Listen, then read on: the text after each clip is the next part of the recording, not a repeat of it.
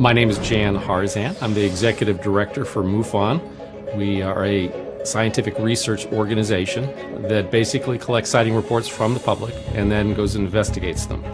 Our mission statement as an organization is the scientific study of UFOs for the benefit of humanity, and we have three primary goals. We investigate UFO reports, we promote research into the UFO subject, and we educate the public on our findings. We have 3,000 members worldwide. Many scientists, physicists, PhDs, metallurgists, biologists, all the way down to just the average citizen who really wants to get involved.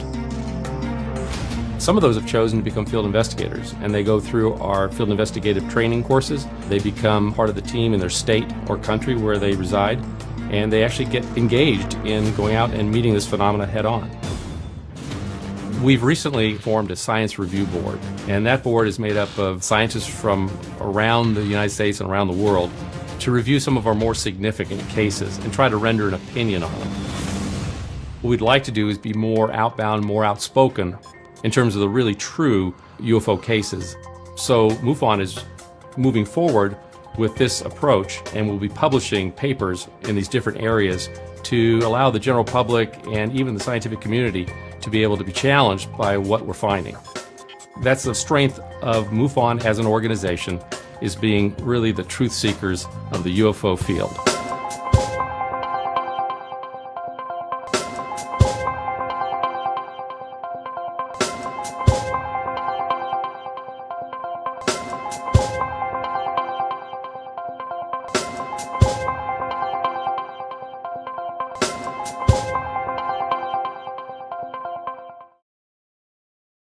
Good afternoon. Our next speaker, Dr. Eric Davis, is a Senior Research Physicist at the Institute for Advanced Studies at Austin in Austin, Texas, which is the Basic and Applied Research Division of EarthTech International Incorporated. Since 1984, Dr. Davis has been a contractor and/or consultant to the United States Air Force, Air Force Research Laboratory, Department of Defense, Department of Energy, and NASA. From 1996 to 2002, he was the Director of Aerospace Physics at the National Institute for Discovery Science in Las Vegas, Nevada. His professional research includes beamed energy propulsion, directed energy weapons, the quantum vacuum, and faster-than-light propulsion. Dr. Davis is the co-editor and author of the peer-reviewed academic research monograph, Frontiers of Propulsion Science, published by the American Institute of Aeronautics and Astronautics Press. He earned his PhD in astrophysics at the University of Arizona in 1991 and did his graduate work on the Voyager 1 and Voyager 2 missions to the outer planets while at the Lunar and Planetary Laboratory and the Department of Physics. Safe to say he's highly qualified. Let me welcome to the stage Dr. Eric Davis. Thank you very much. Let's get the slides up here. Here's what I'm going to be talking about. I'm going to be taking you on a tour of interstellar flight. What's it about? Who's doing it? Why should we care? Why interstellar flight organizations, the Transgalactic Travel Guide, and Advanced Propulsion Limitations. Then I'm going to give you Einstein's ground rules for relativity. I'm going to make you all warp drive experts in 2 easy lessons. So then we'll wrap that up with my discussion on FTL space warps in all their glory. I'm basically going to run you through all the research I've been doing in the last many years since I began working for Hal Puthoff in Austin in 2004, and then the conclusion. Okay, why interstellar flight? Why go there since we haven't gone out into the solar system and colonized it? Well, basically the human race is subjected to multiple existential threats in the form of extinction events. You've got climate change, you've got geological disruptions of well-known volcanoes, supervolcanoes, earthquakes. Climate change is beginning to rear its ugly head in a variety of ways. You have man-made disasters like nuclear, biochemical warfare, industrial accidents and contamination. And then you're going to have lots of outer space threats out there that we're beginning to become more familiar with, among which are the solar coronal mass ejection. You have the Carrington event back in 1859, the Hydro-Quebec electric grid that took place in 1989 that shut down the electrical regional power in Quebec. Electrical infrastructure and satellites are destroyed whenever a gigantic solar flare hits the Earth. and it hits it at the right angle, at the right latitude, and in a way that the Earth's magnetic field is not able to prevent it from striking the Earth and shorting out electrical systems. We're subjected to asteroid and cometary impacts. We've got craters all over the Earth that represent the impacts that have been going on since the Earth was born, among which were the, if I can see it here, is the Yucatan Peninsula crater that is said to have led to the extinction of the dinosaurs 66 million years ago, the meteor crater in Arizona 50,000 years ago. Then we had Tunguska, Russia in 1908, which flattened millions of square acres of forest out in deep Siberia. And then you all know what happened when Comet Shoemaker-Levy went to Jupiter in 1994, and several pieces of the comet broke up and splattered all over the equatorial region of the planet. And then we had Chelyabinsk, Russia last February, 1,200 people injured, more than 600 children. You know, this doesn't impact the human race very much, but we have not, our modern record of what happened hundreds of thousands of years ago is very incomplete. We don't have a complete history of human life back in the ancient days, going back a couple million years when our species first arose. So we don't know what happened to people back in those days. They were awfully subjected to asteroid impacts and cometary impacts on the Earth in conjunction with the geological disasters. And then the last thing, ET alien invasion. You never say never. You never say never. I mean, it's just a mistake to basically think that aliens will never, ever come to the Earth and want to invade. You just don't make that mistake, because we have the Spanish to thank for what happened to North America when they came over here and discovered America. Let's see, the next thing. Okay, so in thinking about those disasters that could potentially befall us, we have the potential for the expansion of mankind into the solar system. And right now, we're just barely touching the moon and Mars. And in order for us to survive as a species beyond the period of which we may evolve out of our existence, I guess, in other words, perpetuate the species further, the best thing to do would be to move out into space, to think about colonizing space and spreading mankind out into habitable environments. However, we find that Moon and Mars are not very habitable, but they're very rich in high-value resources. However, for man to live on the surface of the Moon and on Mars, they're going to need a lot of infrastructure to support astronauts. You have to shield astronauts against the effects of galactic and solar radiation. However, by moving out to the Moon and on Mars, you can support dramatic new development in space industry, expanded economic development, new high-tech jobs, and you'll create new technologies and create new investments and wealth. So there's a real good business reason, a good business model for going out to the Moon and Mars. And it may not be necessarily to colonize, but it may be for the purpose of mining the resources on those bodies. And one thing I didn't put on here was asteroids. Asteroids also fits into that picture. Now, the outer solar system is really too hostile for human existence. It would be an incredible stretch to create the kind of habitats necessary to support mankind in those radiation environments. They're far, far away from Earth. Resupply missions would take years. It would just be too difficult to live out there. However, again, the outer solar system is rich in high-value resources. Astronaut infrastructure, as I said, radiation shielding requirements would increase dramatically out there. However, once again, if we can push out beyond the asteroid belt and start mining resources out in the outer solar system, like out to Saturn's moon, Titan, and a couple of the moons around Jupiter. I'm thinking of maybe some of the moons around Uranus, and then a lot of the asteroids, of course, in between Jupiter and Mars. You can then, once again, you'll have a business model for space industry, expanded economic development, new high-tech jobs, technologies to create new wealth and whatnot. The parameter space to develop the solar system is rather limited, and it's limited because of the infrastructure to keep humans safe and protected. And the answer that's usually given by the space scientists is, well, why not just keep people on Earth and let the robots do it? Well, it doesn't work. We've been finding out that robots have significant limitations to their abilities to work on other bodies. They work well, they work beautiful, they actually are well engineered, they can last longer than we originally engineered them to, and And we get a big return on the amount of money that we invest in them as taxpayers. But the problem is you can't replace a human in an environment that's very difficult, requires intuitive thinking, requires thinking on your feet, leaps in logic, and it requires the things that you can't program into a robot. Now, why would we want to go into interstellar space? If we can't live out really in the outer solar system and the moon and Mars are going to be marginal to support mankind, well, here's a good reason to go out into the galaxy. So far, the exoplanet searches as of June of this year show that we have 893 planets in 656 or 696 planetary systems, 133 multiple planetary systems which are similar to our solar system, and 262 may actually be habitable planets. They'll be Earth-sized, they'll be super-Earths, like about the size of Neptune and Uranus, and Mars-sized. And then the nearest exoplanets within their habitable zones around their parent star, where habitable zone means where water runs like a liquid, it's in liquid form. Well, that would be about 22 light years away given the latest discoveries.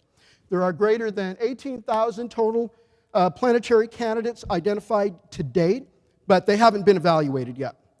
And the statistical analysis on all this shows that at least one planet on average orbits every star in the galaxy. Now that's just the average. That implies that there's an estimated 100 to 400 billion planets in the galaxy, and 17 billion of them are Earth-type planets, and many more exoplanets are freely floating. They don't have a parent star. They're just orbiting the center of the galaxy right now. So the total number of planets that we can estimate now is that there are more planets than there are stars in the galaxy. This is really an excellent reason for really pushing mankind out of the solar system and into the galaxy. Basically, we have a lot of latitude. The parameter space for exploration, for colonization, now becomes literally infinite. And again, that business model will still be supported. We can have a business model for colonization, space industry, expanded economic development, high-tech jobs, new technologies, new investments, and wealth. So it'll be a wonderful thing. Okay, so who are the interstellar flight organizations that are looking at this possibility of going into interstellar space? And we have a nice list here. It's actually more than anybody here probably ever thought of. The first was formed by the British Interplanetary Society in 1933, and they are now 80 years old. And I'm a fellow of the British Interplanetary Society, and they have several publications and a peer-reviewed journal. And that was co-founded by Arthur C. Clarke, his brother Fred, and a number of other UK rocket scientists and engineers back in those days. The Planetary Society came along in 1980 and was chartered by the founders of the JPL and all of the Mars mission scientists. Carl Sagan was one, Louis Friedman. Then the SETI Institute came along in 1984. 1984, and that was John Billingham and Jill Tarter, Jill Tarter and Frank Drake and others, and they are, that's the Search for Extraterrestrial Intelligence, SETI, and their purpose is to establish radio observatories all around the Earth and listen for alien signals. Okay, then the International Propulsion Society was a short-lived organization in the 90s, and it was later resurrected by Mark Millis, who was one of the co-founders, and Mark Millis was the Breakthrough Propulsion Physics Program Manager at NASA Glenn. He founded the Tau Zero Foundation and the Centauri Dreams blog site, which is like the news reporting site for everything interstellar, and that was founded in 2006. And then there's Faces from Earth in 2006, Global Starship Alliance in 2011, and I don't know much about those organizations. Icarus Interstellar was born in 2011. It was an outgrowth of Project Icarus. Project Icarus was son of Daedalus. That's what Icarus is. Icarus is the son of Daedalus. Project Daedalus was founded by the British Interplanetary Society in the 70s to study the possibility of building a fusion-powered rocket to explore Barnard's star, some many light years away. And that study was done after 5 years, and then it languished because the NASA space program kind of languished, and the space shuttle kind of dominated all of what we were doing in the 1980s. So we did not go to the stars, we did not go to the outer solar system other than for the robotic space probes that we launched. So basically, Icarus Interstellar is resurrecting Project Daedalus. And Project Icarus is looking at doing a fusion rocket in modern times using 21st century physics and 21st century technology. Then DARPA formed the 100-year Starship Study in 2012 with a $500,000 seed funding, which was awarded to the Jemison Foundation for Excellence, Icarus Interstellar, and the For Enterprise Development Foundation. Then DARPA also awarded $500,000 to Space Gambit, and I have no idea what they do. They have a website up, and they really don't have a lot of information on it. Space Colony Earth came along in 2012. I think they've gone defunct. They haven't been doing much of anything. And then the Institute for Interstellar Studies in 2012. All these organizations, most of these organizations popped up in the last couple of years because of the DARPA-NASA initiative to start focusing on looking long range, out 100 years into the future, and thinking about what it will take to develop the science and technology to build a starship in the 22nd century and launch it in 2211. And that's why these organizations were all born.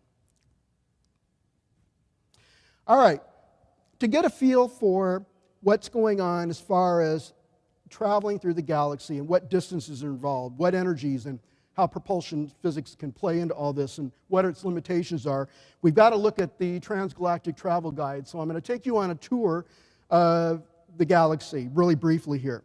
Measuring the distance from our sun, we start at the Earth, which is located at a distance of 1 astronomical unit from the sun. The sun would be out here somewhere. And this is a log scale where every increasing increment increases by a factor of 10. 1, 10, 100, and 1,000 AUs. And basically, we're going to start at the Earth and extend all the way to the diameter of the galaxy right there, which is 100,000 light years across. And we're going to increase the distance scale by factors of 10. This is the basic unit that we measure distance in the solar system as factors of an astronomical unit. All right. When we go further out beyond the solar system, the astronomical unit becomes inconvenient. It's too small. Then we've got to switch over to terms using, or units of measure using light years. That's the distance that light travels in 1 year. That distance, I don't remember what it is in meters, but it's 6 trillion miles. Okay, so that's how far a light year is. The distance that light travels in a year sounds like it would cover a lot in 1 year, but in space, because space is so big, light speed is really slow. Like, for example, to cross the entire diameter of the galaxy, it'll take a beam of light 100,000 years. All right, so here's the edge of the solar system, roughly just inside and outside of 100 astronomical units, right there. And the edge of the solar system is where the effects of our sun meets the galactic background. It is not a distinct distance, but is rather comprised of several distinct layers, beginning with the terminator shock at 75 AU, down to 80 AU, and it blends in with the heliosheath at roughly 90 AUs, and then that blends in with the heliopause at 100 AUs, which is where the Voyager 1, I think, is now, maybe it's Voyager 2, are located now, and the heliopause goes out to 110 AUs.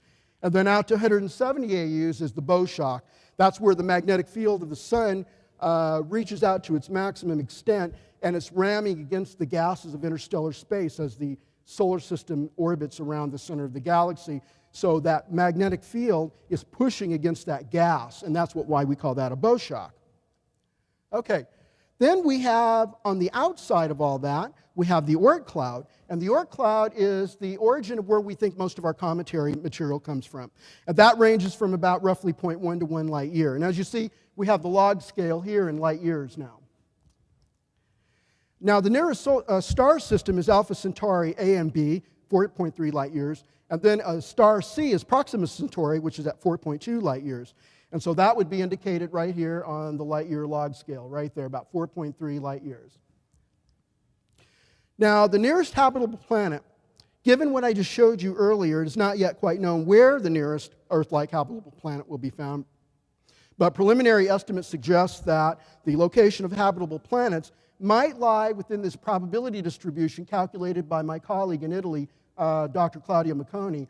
And it looks like it peaks just around 70 light years away.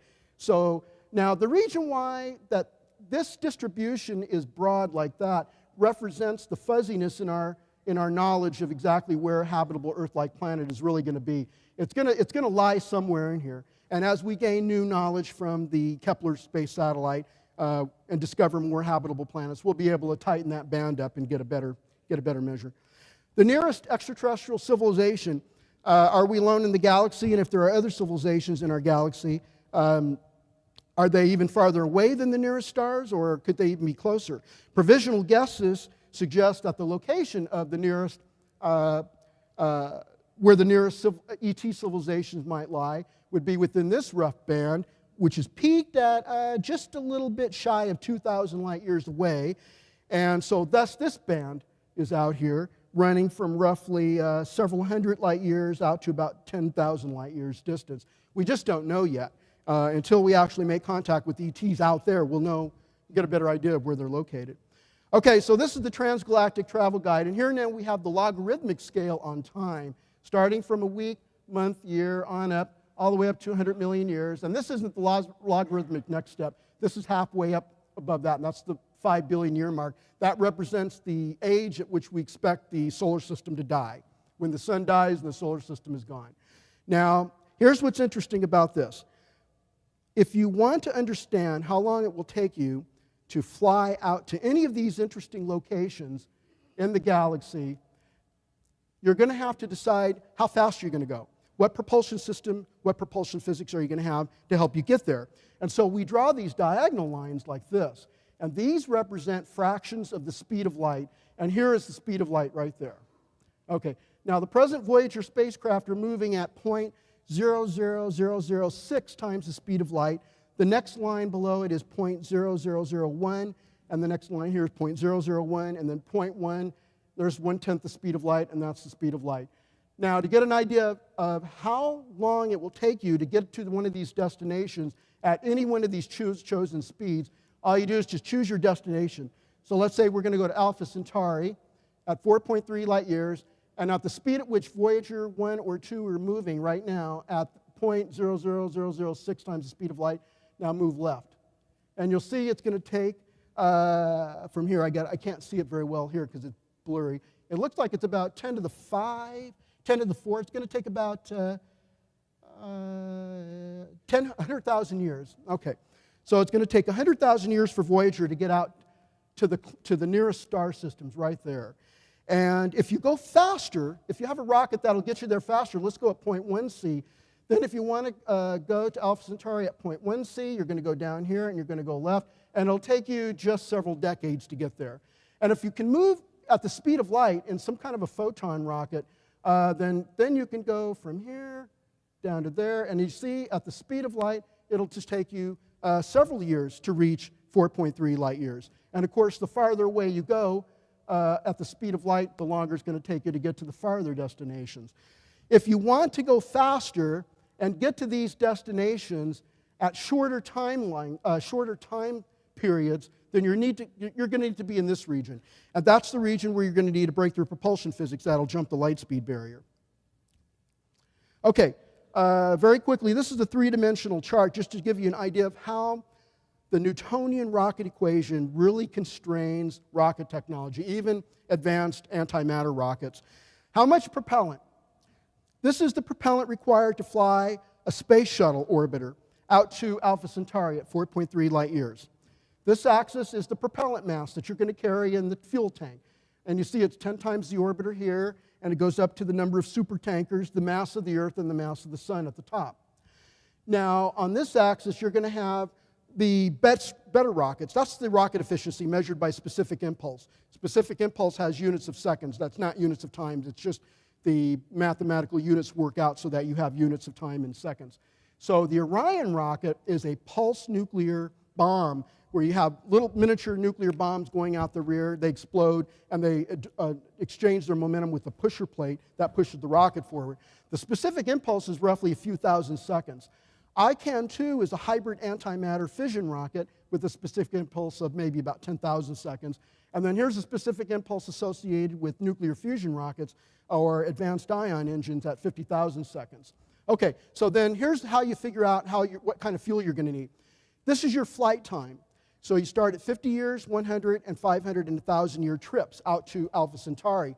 So if you're going to take a 50-year trip out to Alpha Centauri using a space shuttle-sized craft, and you're going to use the Orion microfission bomb rocket, you're going to need to go up and over, and you find out that you're going to need the mass of the Sun in your fuel tank. So that's really hard.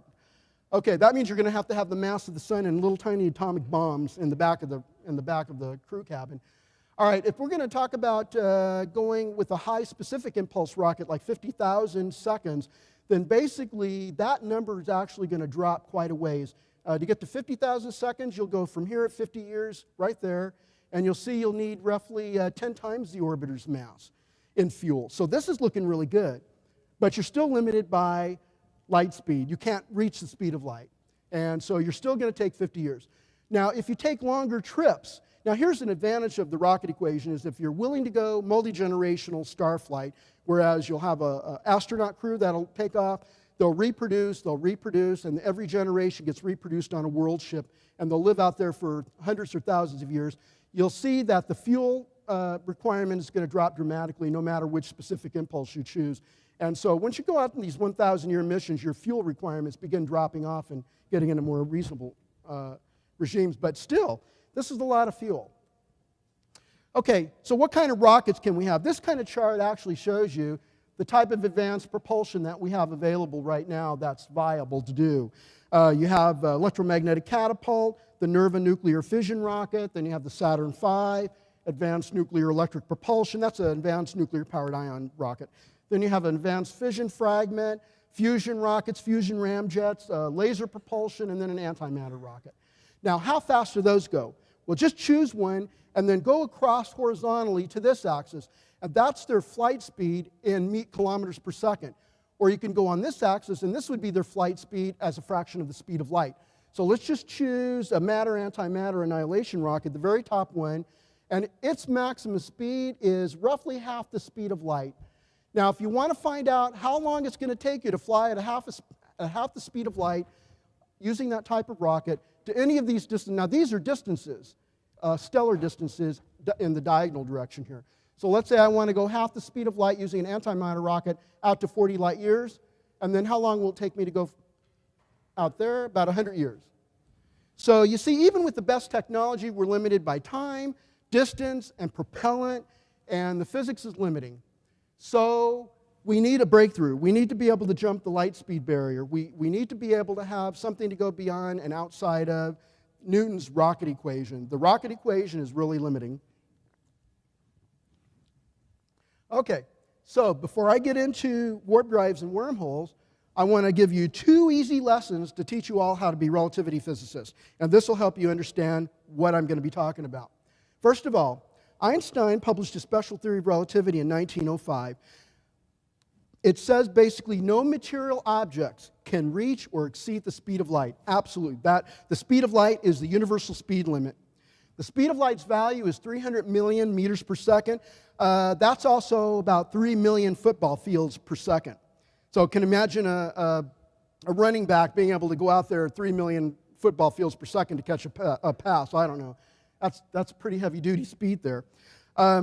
What this does is this sets up something called the light cones of causality. Einstein was working with the picture of space and time that had been invented right at the turn of the 20th century. And space-time were unified, and it was assumed to be flat. Space-time was as flat as the top of this podium right here. And so therefore, we have something called the causal structure. Cause always precedes effect. Or your future moves to your present, got it backwards. Your past moves to your present, moves to your future. Okay, so what Einstein said is relativity theory requires that all events, no matter where they're located in the universe, all observers, like you guys sitting in your chairs, no matter where you're located in the universe, or in this ballroom, for example, you all have a causal light cone attached to you. And right now, you're sitting at the now. That's the observer sitting right now in this event now. And this is the observer's hyperspace of now. And that hyperspace is 3-dimensional space that we live in. And the time axis, the time direction is vertically up this way. And space is horizontally perpendicular to the two cones right there. Okay, so let's look at this chart just to begin with. Okay, so, I'm going to go ahead and start with here. So basically, your causal structure of your past, your present, your future is laid out in what's called the light cone. All of your past activities, your past motion, your past trips, wherever you went, because you cannot reach or exceed the speed of light, your past events of everywhere you've been is always inside the past light cone. So your entire past is kept within this light cone here. And then you move up to the present time right now where you're sitting in your chairs watching me speak, and you're right here. And then everywhere you're going to go from this point on, after I speak now, and then after I give my speech and going forward into the future, you're going to be limited to motion in time and space within the future light cone. So your motion is on a line called a world line. The world means the entire history of your life. And that's a world line, and we call that a time-like world line because it goes in the time direction. Remember, time is vertical, goes up that way, and all three directions of space that you live in is this way. Okay? So this is a world line, a time-like world line of all the events that you've ever done in the past, what's happening to you now, and what will ever happen to you in the future. Now, why they call that a light cone is because you notice this is the cone that swept out. Well, let's look at this diagram because it's a lot less confusing. Time is this way, space is that way, and all 45-degree angles with respect to the time and space axis is the surface of the cone, and the only things in the universe that live on that surface are light rays, electromagnetic radiation, hence light cone. So light cone represents the surface of which all light rays everywhere in the universe lives, on that surface, right here on that blue shaded surface. Light moves on that diagonal line, on that surface, and that's called the light-like world line, okay? So Einstein said, we set up a cause and effect, causality, attached to your light cone of past, present, and future, and therefore you have what's allowed, all of the different alignments of the light cones. The light cones of every observer everywhere in space and time are all aligned in the same direction. They have to point in the same direction. So you notice how the time axis is always vertical, and the space direction is always perpendicular, okay? So this observer, these observers here, they all are lined up in the same direction no matter where they're located. Now here's three observers or three events, and they are legally connected up along a time-like world line so that this observer can see this guy can see this guy.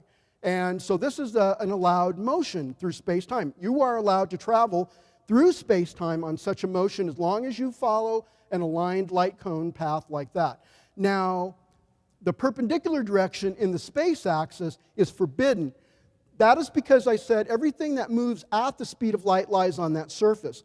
But what's outside here is forbidden. That's the spatial region where things go faster than light. And it is forbidden to go outside in this region and go faster than light. You can't do it because of Einstein's universal speed limit restriction.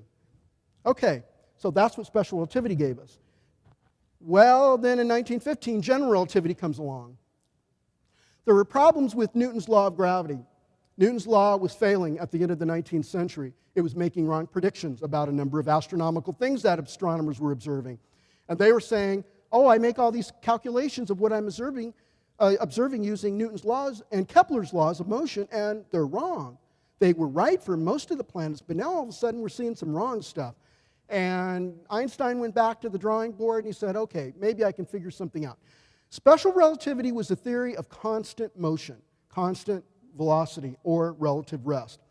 He did not include forces or accelerations, and that's the difference. So Einstein went back to the drawing board with relativity theory and he said, what happens if I include forces and acceleration in space-time? Well, a big startling thing happens. You warp space. You basically end up replacing Newton's laws of motion and gravity. All forces and accelerations are replaced by curved or warped space-time geometry. Picture space-time again as a flat surface, but it's more like a stiff rubber sheet. You put a heavy ball in it, or a bowling ball, or a lead ball in it, or even the planet Earth right there, and that heavy mass will bend the space-time around it. And you see that bending right there. See, the space is flat out here, but the Earth is rotating around, and it's bending space in because of its big mass. And because the Earth rotates, it's also dragging it. Think of space-time as like a rubbery sheet molasses. So when you have a rotating star, planet, or galaxy, that rotation causes space to drag around it. That's called frame dragging. So that's what Einstein discovered. What you think is a force, what you feel is an acceleration in your car or in a plane or in your emotion is not a real force and it's not a real acceleration. Instead, It's curvature. This curvature. This is the gravity that holds you on the planet Earth. There's this curvature right there. That's what Einstein discovered. And what's wonderful is it has special relativity theory already built in. It's very well tested. And here's the beauty of it. Because space can be curved, guess what Einstein discovered? The light cones of causality are not universally fixed for all observers. Some light cones can be tilted over with respect to other light cones in warped spaces. And so here's an example of the tilting. So here's the time axis. Here's the space axis. This is the space of forbidden motion, remember? This is the hyperspace that all of your three-dimensional space is in, and your present is right there at the point in between the two cones, the past and the future. And now curved space, I'm going to bend space with some kind of fictitious mass. You can't see it here, it doesn't matter. But I'm bending space along these arrows. That's what this means. Space is curved around like that. So this observer here is going to observe this guy right there. And there's this guy right there at that point. And do you notice that his light cone is tilted over? It's really cool. His light cone is tilted over, and you notice his time direction is that way. His space direction is that way. But relative to this guy is almost moving at the speed of light. His position is such that this guy here is looking at him, and he's tilted almost 45 degrees. And remember, anything that's at roughly 45 degrees is moving at the speed of light. Now take a look at this guy. This guy is so tilted over, his future is pointed that way, his past is right here, and it goes that way, and his forbidden space region is this way. But look at this guy. This guy is looking at this guy, this first person right here is looking at that event or that person right there, and he says, wait a minute. His time-like direction, his time-like world line is pointing in the forbidden direction. That way. That means he's going faster than light. But wait a minute. Is he violating Einstein's light speed limit? No, because this guy's time axis is that way. His time-like world line is moving within the light cone. He's not violating light speed in his reference frame. In his reference frame, he is moving within the light cone. He is moving less than the speed of light. But this guy says, oh, that guy's moving faster than light, because remember, the light cone is tilted with respect to that one. And this one is another one where it's tilted almost in a 45-degree angle. This guy's future is going that way. His past is that way. So this guy sees him as going, wait a minute. This guy's future is up that way, right? This guy's future is down that way. Oh, this guy's going backwards in time. He's in a time machine. He's going backwards with respect to this guy. This guy is also going backwards with respect to that guy. See, this guy's future is that way. His past is that way.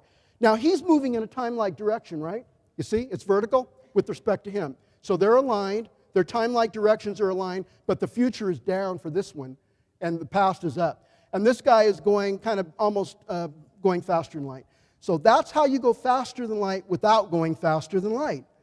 You can break the light speed barrier, but relative to other observers who are not in a curved space-time. Okay, so now you've got the tools you need to understand warp drives and wormholes. Okay, Einstein's general theory predicts two types of faster-than-light space warps that give us that effect that I showed you of the curved space and the tilting light cones. First one is traversable wormholes, which were discovered by Kip Thorne and his postdocs and grad students in 1985 to 88 at Caltech. And warp drives, discovered as a solution to Einstein's theory of relativity by Miguel Alcubierre, who was then at the University of Spain, I can't remember now, Portugal maybe. Okay, I want to show you a little math, not because I'm going to melt your brains here, but I just wanted to give you an idea of what these things look like. That's Einstein's general theory of relativity, the field equations for curved space-time. This object here is called the energy momentum or stress energy tensor. That encodes the material properties of matter, like the Earth, you, chair, atoms, suns, and galaxies. So you put matter here. This is the matter that's going to bend space, and that's the Einstein curvature tensor. This is the quantity that measures the warping or bending of space. Remember what I said about warping? I don't have a piece of paper, but just take a piece of paper and bend it. That's warping, okay? I'm using that word synonymously with curving and bending. So warping or space-time curvature is represented there. This is the coupling constant. That's Newton's constant of gravity, the universal gravitational constant, and that's the speed of light to the fourth power. 8 pi 8 times pi times g over c to the 4th power. Anyway, that looks like an elegant, simple equation. It's really not. It's 10 nonlinear partial differential equations with symmetry conditions and boundary conditions. It's a nasty mathematical mess, but it's a lot of algebra. So here's what Einstein's general theory says. You put a source of matter into space here, and output comes curves. Matter, curved space, and curved space tells matter how to move through curved space. Okay. Oh, I didn't talk about the last thing. Okay. Einstein's general relativity says for faster-than-light space-time geometries, to give you the space geometry of curvature that you need to make a wormhole or warp drive, requires a type of matter that's exotic. It's not like the type of normal matter that we're all made out of. And it turns out it's exotic because it violates some heavy-duty mathematical conditions that Stephen Hawking invented back in the 70s. We don't need to get into that. And the type of exotic matter is negative vacuum energy. No problem. We've got negative vacuum energy. Anything that has a negative energy density or negative energy flux is predicted by quantum field theory, and it's observed in nature. Okay. Okay, that's the taxonomy of traversable wormholes. So these are the type of traversable wormholes that you can have. And this is how they connect up with things in space. You'll have connections through space, time, and universes. You have different throats. Wormholes can have a variety of different throat shapes, like those things here. And then wormholes can also be time machines. Warp drives. Well, warp drives, you have Alcubierre's original expansion and contraction of space. Then there's Van den Broek, who modified Alcubierre's warp drive to lower the energy requirement. I'll talk about that briefly. And then there's Notario's warp drive. Notario had a different warp drive, and I'll explain that when I get to Alcubierre's warp drive. And then here are the alternate quantum gravity models of warp drive. Sonny White at NASA and myself have a extra space dimensional warp drive. And then there's one by Richard Abusi, who uses Casimir energy and extra space dimensions to fuel a warp drive. And then Hal Puthoff and myself and Claudia Macconi have the polarizable vacuum model. And I'm not going to get into a lot of those because that's pretty heavy-duty stuff.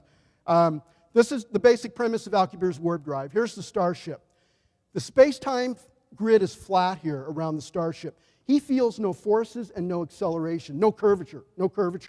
So he's going to feel the bubble of negative energy, some sort of negative vacuum energy, and that bubble is going to contract all of the space going out to the destination star, light years away, and it's going to push back all the space behind him to push the Earth farther away. And that's how you're able to go faster than light without going faster than light.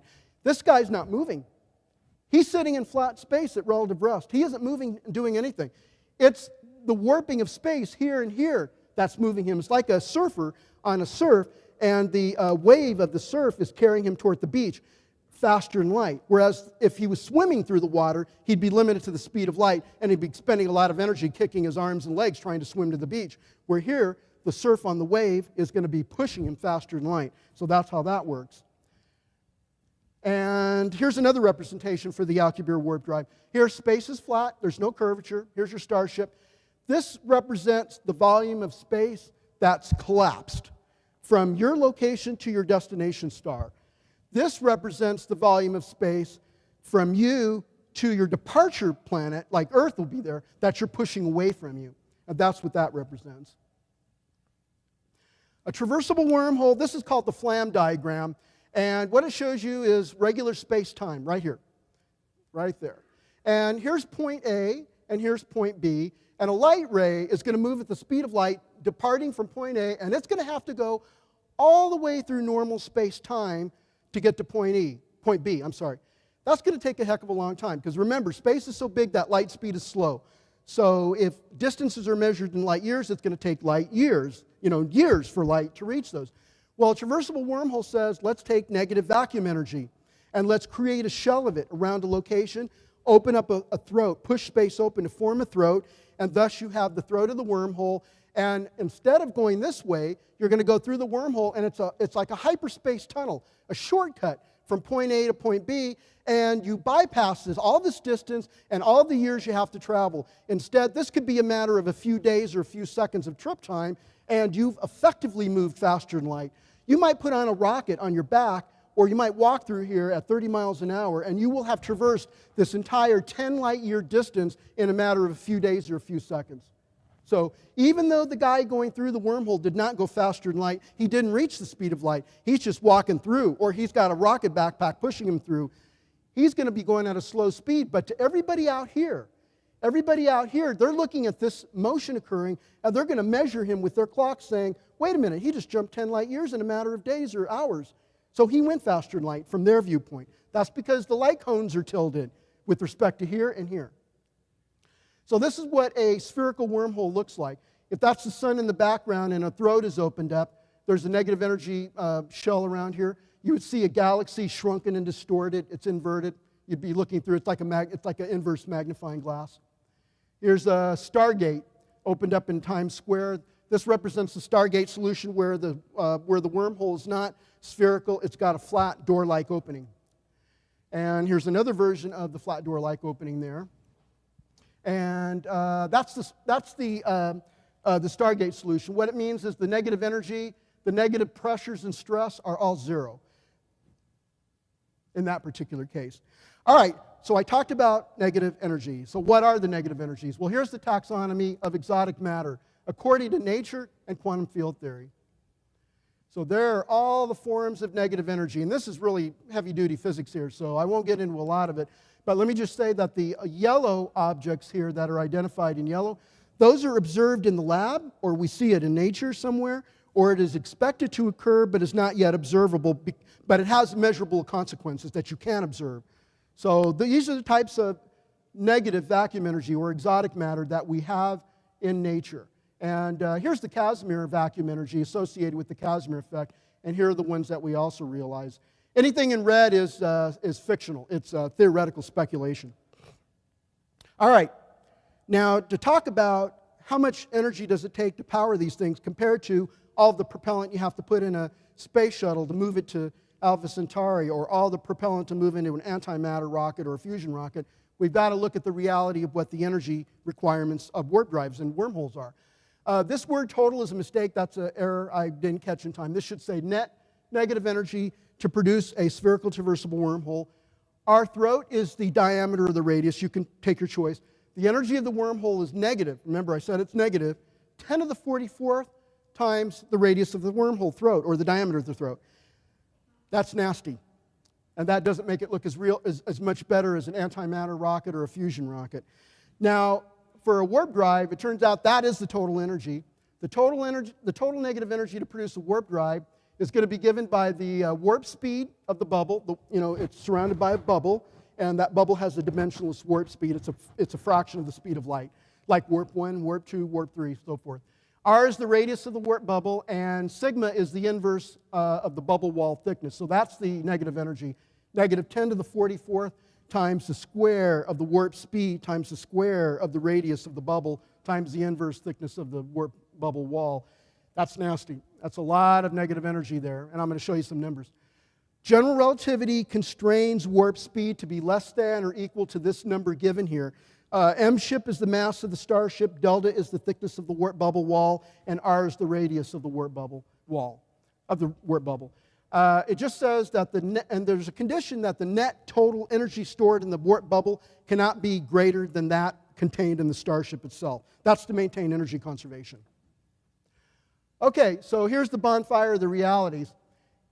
Now I'm going to take those negative energies of a wormhole and divide it by the speed of light squared. That'll give me an equivalent negative mass. I want to use an equivalent mass to show you the comparison of how bad the magnitude of this negative energy really is. For a wormhole of a radius of 1,000 meters, you're going to need negative 710 times Jupiter's mass. Equivalent. Remember, it's really energy, but I turned it into mass units. For a wormhole of 10 meters diameters, it's negative 7 times Jupiter's mass. And for 1/100th of a meter, 0.01 meters, your wormhole energy requirement is going to be negative 23 times Earth's mass. So here's Jupiter's mass in kilograms, here's Earth's mass in kilograms. And this is really ugly. Warp drives. Okay, well, it's even bad for warp drives. Here's the warp bubble speed, the speed at which the warp drive is relatively moving with respect to non-moving observers. So you got warp, what is it, 10 to the negative 5, 10 to the negative 4, 0.01 warp, 0.5 warp, warp 1, warp 2, warp 10, and warp 100. Those are fractions of those are multiples of the speed of light. Take a look at the energy requirement. Look at the size of those numbers. Negative, all of those are negative, of course, and look at the power on the 10 and compare it with the positive mass energy density, the total mass energy of the sun in joules. That's in joule units. This is pretty bad. So what do? Well, there's some options. And I didn't mention one thing about wormholes. Reason why I said that was net energy, not total, is because the total energy of a wormhole can be positive, 0, or negative, depending upon how it's constructed. And I showed you an example of a zero energy wormhole. That's the Stargate solution. Okay, so there's some alternatives. We have my colleague in Longview, Texas, Richard Abusi, got his PhD at Baylor on this. You use negative Casimir vacuum energy in extra space dimensions. This comes from superstring theory. And it turns out that if you apply that to a warp drive, you can get the energy down to negative, the equivalent negative mass of Jupiter. And that's a lot lower. That's about the size of a wormhole, of a wormhole energy requirement. However, these guys found that, Richard and his colleagues found that there's going to be a maximum quantum speed limit for warp drives. It'll be 10 to the 32 times the speed of light. That's 1 followed by 32 zeros times the speed of light. But for all intents and purposes, that's pretty huge, that's pretty big. Harold White, that's Sonny White, my colleague at NASA, we found a way, both of us, I gave him this idea to do the study, and he looked at taking the warp bubble and pulsing it at high frequency so that you can lower the energy demand on average, and you crunch all your energy into a peak pulse width spaced out in very short time intervals. That's what we do in directed energy weapons. That's how you create high-powered laser weapons. A laser like this is powered by batteries. This thing won't be able to produce megawatt power, but I could produce megawatts of peak power if it's pulsed up to megawatts, and the average taken over time is going to be very low energy. So he did an analysis of doing such a thing. He did high-frequency pulsing of the warp bubble. He shrank the thickness of the warp, he increased the warp bubble wall, and he made it thicker. And the result is that the energy of the warp is much smaller. And what's the equivalent mass of that energy? He found out that you could get it down to roughly negative 722 kilograms. That's something we can engineer. So we finally have a warp bubble energy requirement that's engineerable and doable. It's practicable. So this is pretty promising, and this is where he and I are doing our research right now to move forward. All right, so we're talking about producing negative vacuum energy. Okay, there are a variety of different ways of producing negative vacuum energy, and I'm only going to just review them quickly. This is called squeezed light, and it's a special form of light from a laser beam, and you put it through a lithium niobate crystal, and there's other kind of crystals you can use. And what it has the effect of is producing alternating pulses, the red pulses of positive energy, and the yellow pulses, they're the alternating pulses of negative energy. And if you have some kind of a fast rotating mirror, you can separate out the positive pulses and the negative pulses and concentrate the negative pulses right here, and that would be what you'd use to build your wormhole or warp drive with. Another way would be a series of, not three, but a whole bunch of these photon emitters, and you'll combine all of their photons into a manifestly negative pulse of energy in a beam. And that's just a device that does the switching. We can't realize rotating mirrors like this. This mirror has to rotate once every 10 to the negative 15 seconds. But with the sodium gas cell, we can do an effective mechanical rotation electrodynamically here in the gas cell much faster than that. So this is how you would implement a rotating mirror. The Casimir effect. Two plates, like a capacitor plates, block out the outside vacuum fluctuations in the quantum vacuum, and what's left is a reduced state energy inside the plates. And here the energy happens to be negative. And it's very weak, it's not usable, but it exists in nature, and we routinely make these in the lab. This is a mirror, and if you take a mirror and you accelerate it rapidly through space, it will excite the quantum vacuum fluctuation and create a flux of negative energy. A beam of negative energy will be emanating from in front of its motion.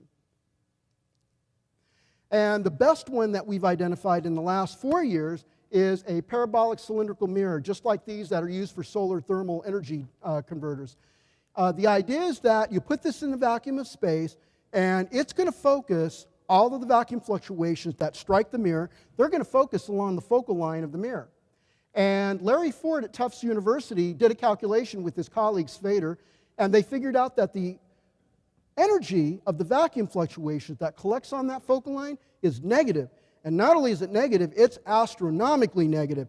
I had my student in Georgia Tech do a calculation of a micron size, a mirror the size of the width of my hair, and we produced like negative 10 to the 30th joules per cubic meter. 1 cubic meter of space contained negative 10 to the 30th joules. So we think we've got the way of producing warp drives and wormholes now. So this would be the way to do it. These processes are going to be weak and difficult to implement. This is really, the negative energy you get out of this is too weak to matter.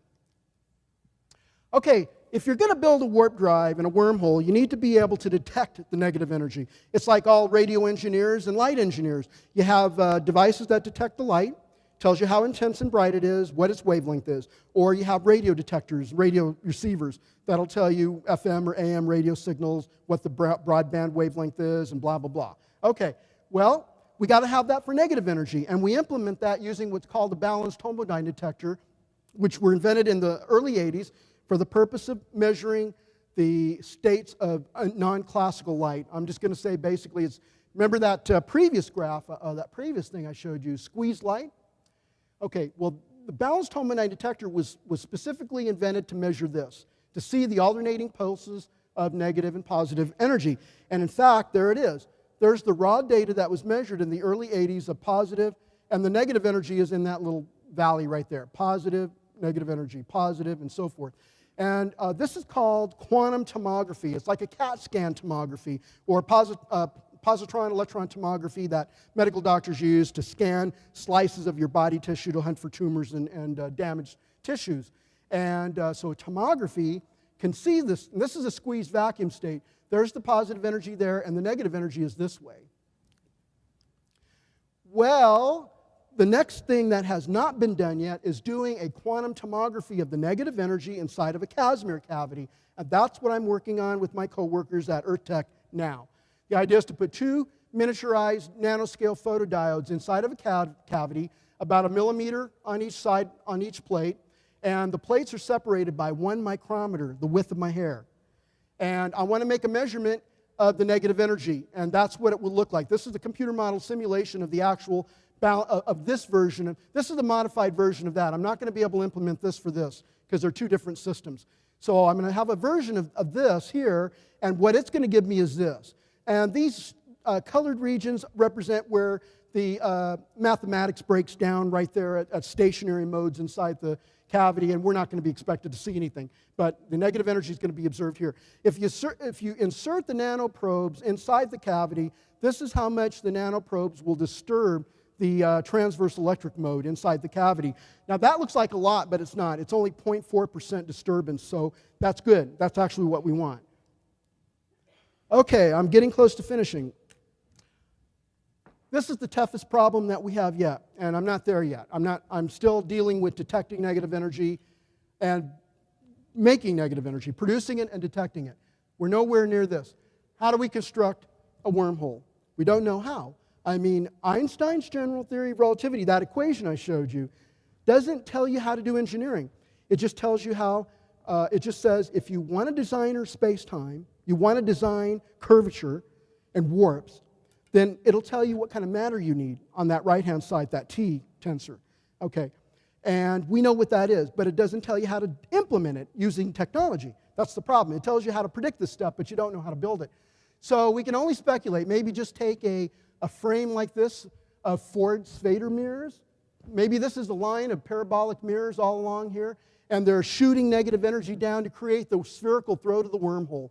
And a spaceship just goes through that opening and goes right into the wormhole.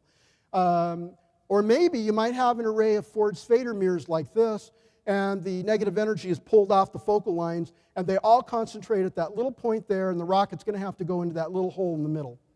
See, the idea, remember, is we got to thread a throat with negative energy in order to push space out, stretch it out, hold it open, and make that hyperspace shortcut so that you can dive into it and come out the other side. See, that's just a fictional diagram of what it looks like in 2 dimensions. Okay, that's what a Flam diagram looks like. Warp drives, again, that's even more speculative. You know, that's the Star Trek warp drive engine from the Next Generation. Unfortunately, we don't know how to do that. We probably are going to have to do something similar to this with the Ford's Fader mirrors. Okay, so let's assume we've already got our warp drive generator, our warp bubble negative energy generator, our detectors, our engineers have detectors. They can see the negative energy so they can locate it, shape it, position it in the right places, and we're all good and swell. All right, and now we can build the warp drive. Now what happens when you're going to start flying? When you start flying, you've got a couple pictures. You've got the observer's view. You guys are all the astronomers on the planet Earth. You're looking up in your telescope, you're looking up at the Milky Way at the night sky, and all of a sudden you see this crazy thing. All of a sudden your view is pinched off like this. And then this transition thing goes by you as it moves. And you see this distortion as this thing is transiting across your field of view. And then as it moves away from you, you see that. Well, that's what a warp drive looks like through your telescope. So that's what you would expect to see as an astronomer. If you're sitting in your starship, this is what you're going to see through your forward view window and your rear view window. And this is when you're at stop. You see the stars here and the stars there, forward and aft through your front and back windows. Now, if you're moving at 10 times the light speed, you notice how the stars now collapse down to those regions. And then if you're moving at 100 times light speed, the stars are now bundled up into little balls. They're blue for the blue Doppler shifting going forward and the red Doppler shifting going backwards away from you. For traversable wormholes, if you're inside that throat, this is what you're going to see. You can't navigate that. There's nothing to navigate with here. You're going to have all this distorted light. That's all going to be shoved around and distorted by the negative energy that's holding up the throat. Negative energy is gravitationally repulsive. See, all of us are made out of positive energy, like this, the atoms in our bodies and the floor and whatnot. That's gravitationally attractive. That's why the moon, the positive mass of the moon, and the positive mass of the Earth are gravitationally attracting. But negative energy is repulsive. It pushes things away, so light gets just pushed away into these distorted shapes here. Okay, well, we come to the conclusion. So what do I have left to do? I've given you the grand tour. And right now, Earth Tech, which is my employer, we're looking at the critical technology issues, and we've started an experimental program to produce negative vacuum energy in large amounts. And what's important is the scalability of present technologies. Can we scale up negative energy generators that I showed you up to large sizes? Can we explore new ways to produce it? Are there other methods to produce negative energy other than the Ford's Fader mirror? Can we scale those methods up? And then we're going to look at the Ford's Fader mirror itself, the parabolic cylindrical mirror, and maybe even new advanced laser photonics to maybe find new ways to increase the amount of negative energy that a pulse laser can produce. Detecting negative vacuum energy, that's pretty much what I described, was the balanced home dye detector in a Casimir cavity. That has not been done yet. After all these decades, since 1981, when IBM first developed the balanced home dye detector, no one has measured the negative energy in a Casimir cavity. So I'm the guy who's going to do it. I didn't predict it. A colleague of mine who's he's a Polish physicist. He's a postdoc at the University of Duisburg-Essen in Duisburg, Germany. And he published 2 peer-reviewed papers describing the balanced home dye detector needed to do a Casimir cavity experiment. And I'm collaborating with him. I brought him out to Texas, and he visited with us over the 4th of July holiday in 2011. And we are working on building his experiment to test it. The next thing is to gain new insights by simulating FTL space warps. One thing is I told you about Einstein's general theory of relativity. That's 11 nonlinear partial differential equations, and the math is a bitch. So the best thing we've learned how to do this stuff is you can't do it by hand anymore. The calculations can take years doing it manually. The best thing to do is use computer simulation modeling. Throw this stuff into computer numerical algorithms and simulation modeling for visualization. And there are packages available now that were invented by physicists and published in the peer review in the last couple of years. And those packages do exactly that. They've devised these packages for the purpose of looking at what happens when matter falls into black holes, how a black hole forms during stellar collapse, what happens when you go on the inside of the event horizon of a black hole, and the production of gravitational waves from a black hole as matter falls into it. So that package is actually the kind of package we need, and we've got that package. And one of the next things we're going to do, probably about 2 years from now, is begin high-powered supercomputer numerical algorithm simulations to do visualization of how a warp looks when you try to build it. And the last important thing is lab experiments using what's called simulation or analog gravity. It's where you can do gravity on the tabletop in a laboratory using electromagnetic radiation, and what you're using are metamaterials. You're going to use metamaterials to reshape light, and you're going to reshape light in ways that will reproduce the effects of a warp drive or a wormhole. They've already been doing similar effects like that with sound waves to study black holes, and they're also doing that with light waves now to study black holes using a simulated experiment. Instead, you're going to create space-time in the lab, and you're going to bend that space-time. Only that space-time is not real space-time, it's electromagnetic radiation. Electromagnetic radiation can be treated like a space-time. It can be curved and manipulated and bent like a space-time. So you can get it to behave like a black hole or the planet Earth or a rotating mass or a warp drive in a wormhole. And so you use metamaterials to shape the space of electromagnetic light, electromagnetic radiation going around the metamaterial to create the effect of warp drives and wormholes. And that is pretty much the whole thing, I think. So is this going to be our future? That's the question. Thank you.